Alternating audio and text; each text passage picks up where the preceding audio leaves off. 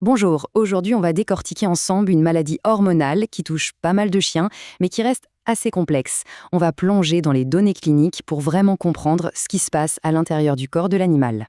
Alors, regardons de plus près. Un ventre qui se met à pendre, des poils qui tombent de manière symétrique, une soif qui semble inextinguible. À première vue, on pourrait croire que ces signes n'ont rien à voir les uns avec les autres. Et pourtant, ils racontent tous la même histoire, celle d'un gros déséquilibre interne. Mais alors, qui est le coupable? Pour démasquer ce coupable, il faut d'abord comprendre comment le système est censé fonctionner quand tout va bien. Allez, on plonge dans la mécanique bien huilée des hormones d'un corps en pleine forme.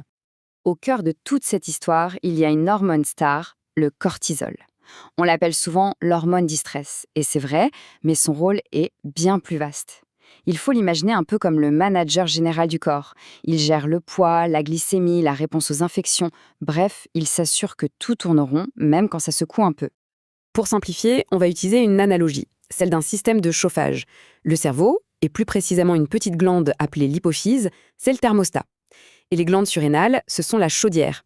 Ces deux-là sont en dialogue permanent pour maintenir une température, un équilibre parfait. Et comment ça marche, ce dialogue? Eh bien, c'est un mécanisme génial qu'on appelle une boucle de rétroaction. Quand le niveau de cortisol est trop bas, le thermostat, donc l'hypophyse, envoie un signal, l'ACTH, à la chaudière, les surrénales. Celles-ci se mettent au boulot et produisent plus de cortisol.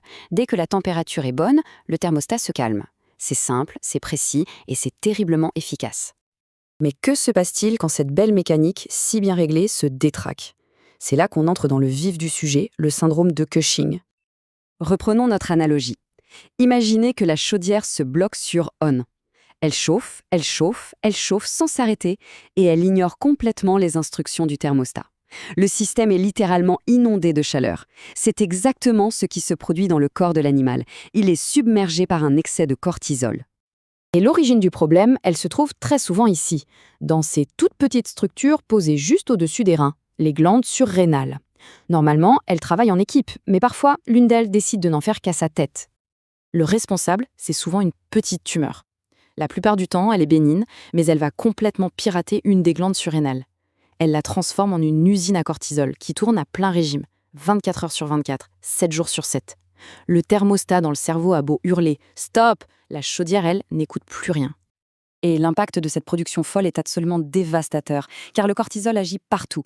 L'abdomen qui pend, on le voit dans 90% des cas. La soif et l'appétit exacerbés, c'est 85%. Et la fonte des muscles ou la perte de poils, c'est 80%. C'est tout le corps qui trinque. Le résultat final, c'est ce tableau clinique qu'on appelle le syndrome de Cushing. Ces illustrations montrent bien la transformation physique que subit l'animal. Ce qu'on voit à l'extérieur, c'est simplement le reflet du chaos hormonal qui règne à l'intérieur. C'est essentiel de savoir le reconnaître. Face à ces symptômes, c'est un vrai travail d'enquêteur qui commence. Il ne suffit pas de constater qu'il y a trop de cortisol, non. Il faut remonter à la source exacte du problème si on veut avoir une chance de le régler.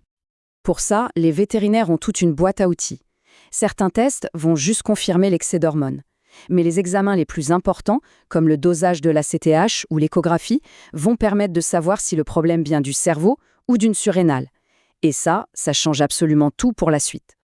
Et là, c'est le moment Eureka. Cette image d'échographie, elle est sans appel. On voit très clairement une masse sur une seule des deux glandes. L'enquête est terminée. On a trouvé le coupable. Une fois que la source du problème est clairement identifiée, la stratégie à adopter devient limpide. Il faut s'attaquer directement à l'origine de tout ce bazar. D'ailleurs, les textes médicaux sont formels sur ce point. Quand on a une tumeur surrénalienne, la chirurgie, qu'on appelle surrénalectomie, c'est-à-dire retirer la glande malade, ce n'est pas juste une option. C'est le traitement de choix, celui qui offre la meilleure chance de régler le problème pour de bon. Ce tableau résume parfaitement la situation. D'un côté, on a des traitements médicamenteux qui vont freiner la production de cortisol. Ils gèrent les symptômes, mais ils ne touchent pas à la tumeur. De l'autre côté, on a la chirurgie qui vise à éliminer la cause à la racine. C'est toute la différence entre gérer et guérir.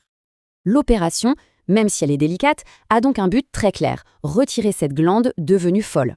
En faisant ça, on donne au corps une chance de faire un reset complet de son système hormonal pour, petit à petit, revenir à la normale. Bon, l'opération est un succès. Mais que se passe-t-il après? Comment un corps qui a vécu si longtemps dans un tel déséquilibre retrouve-t-il son harmonie? La guérison, c'est un processus. Ça se fait par étapes. Les premiers signes d'amélioration, comme la soif qui diminue, arrivent très vite, parfois en quelques jours. En revanche, il faut des semaines, voire des mois, pour que le poil repousse, et surtout pour que l'autre glande surrénale, celle qui était en sommeil forcé, se réveille complètement et reprenne son rôle. Le pronostic à long terme, lui, va entièrement dépendre de la nature de la tumeur. C'est pour ça qu'il est crucial de la faire analyser. Si c'est une tumeur bénigne, un adénome, le pronostic est excellent. Si c'est malin, un carcinome, il est plus réservé, mais la chirurgie reste quand même la meilleure carte à jouer pour prolonger la survie et le confort de l'animal. Et les chiffres sont assez clairs, la durée de survie moyenne après l'opération est bien supérieure à celle qu'on obtient avec un traitement médical seul. On parle souvent de plus d'1 an de vie gagnée, et parfois bien plus, avec une vraie qualité de vie retrouvée. Au final, en retirant la source du chaos, on permet à cette mécanique hormonale, qui est incroyablement complexe et élégante, de retrouver enfin son rythme normal, sa musique, son équilibre. L'histoire de cette maladie nous rappelle à quel point la santé est un équilibre délicat, une conversation silencieuse et permanente entre tous nos organes. Et forcément, ça amène à s'interroger. Est-ce qu'on comprend vraiment la complexité de cette incroyable symphonie hormonale qui se joue à chaque instant dans notre propre corps ?